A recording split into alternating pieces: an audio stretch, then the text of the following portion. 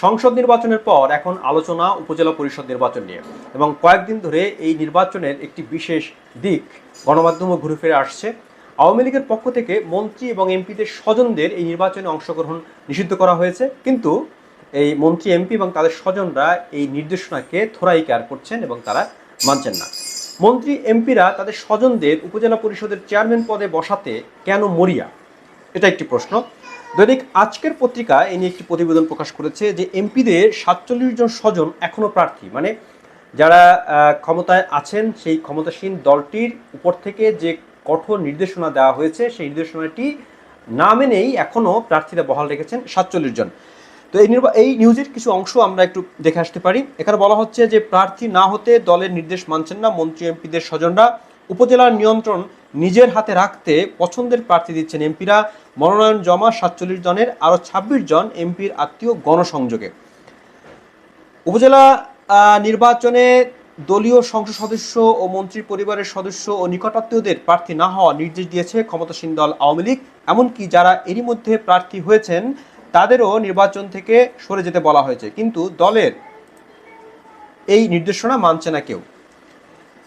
গতকাল পর্যন্ত ৩৩টি উপজেলায় চেয়ারম্যান পদে ৪৭ জন প্রার্থীর খোঁজ পাওয়া গেছে, যারা স্থানীয় এমপি স্বজন ও নিকটাত্মীয়।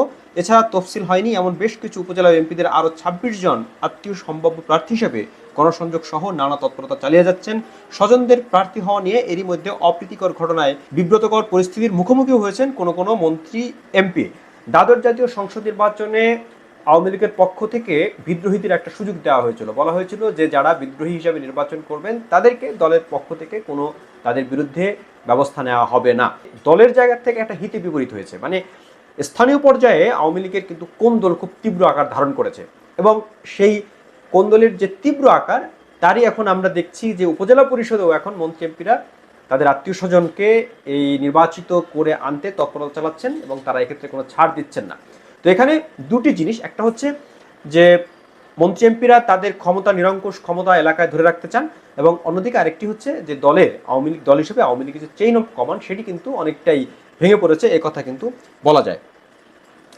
এই নিউজের যদি আরও কিছু অংশ আমরা পড়ি, দ্বাদশ জাতীয় সংসদ নির্বাচনের মতো স্থানীয় সরকার নির্বাচনও প্রতিদ্বন্দ্বিতামূলক করতে এবার উপজেলায় নৌকা প্রতীক দিচ্ছে না আওয়ামী লীগ। প্রার্থীতা উন্মুক্ত করে দেওয়ার সুবাদে উপজেলা নিজের নিয়ন্ত্রণে রাখতে চান এমপিরা, এজন্য চেয়ারম্যান পদে নিজের আত্মীয় স্বজন ও পরিবারের সদস্যদের মাঠে রাখছেন তারা। এক্ষেত্রে দলের নিষেধও শুনছেন না অনেকে। বিষয়টি নিয়ে ৩০ এপ্রিল আওয়ামী লীগের কেন্দ্রীয় কার্যনির্বাহী কমিটির বৈঠকে বিশদ আলোচনা হবে বলে দলীয় একটি সূত্র জানায়। মানে আওয়ামী লীগের পক্ষ থেকে একটি কঠোর অবস্থান নেওয়া হয়েছে যারা যেসব মন্ত্রী এমপি তাদের স্বজনদের প্রার্থী করবেন। এমপিদের ক্ষেত্রে এখন যেটা হয়েছে যে আমলাদের একটা আধিপত্য হয়েছে, এবং গত কয়েক বছরই কিন্তু আমলাদের আধিপত্য বেড়েছে। বিশেষ করে উপজেলায় ইউনোদের দাপট দেখা যায়, জেলা পর্যায়ে ডিসিদের দাপট দেখা যায়। সুতরাং এমপিদের একসময় যে একছত্র রাজত্ব ছিল তার নির্বাচনী এলাকায়, সেটা কিন্তু অনেকাংশেই এখন ফিকে হয়ে এসেছে। এমপিরা চাচ্ছেন যে উপজেলা পরিষদেও যাতে করে তার নিজের লোক থাকে, তার নির্বাচনী এলাকায় তার রাজত্বের কিছুটা অংশ হলেও কিন্তু ধরে রাখা সম্ভব হবে। এবং আমাদের দেশে একটি প্র্যাকটিস আছে যে আমাদের যে উন্নয়ন কার্যক্রম এমপিদের মাধ্যমে করার একটা ব্যাপার আমরা লক্ষ্য করি, কিন্তু এমপিদের ভূমিকা হবে শুধু আইন প্রণয়ন করা। বাংলাদেশের প্রেক্ষাপটে দেখা যায় যে এমপিরা হচ্ছে সকল কিছুর কেন্দ্রে, তার এলাকায় তিনিই নাম্বার ওয়ান বস। এমপিদের যে আগের যে দাপট সেই দাপট আর এখন নেই।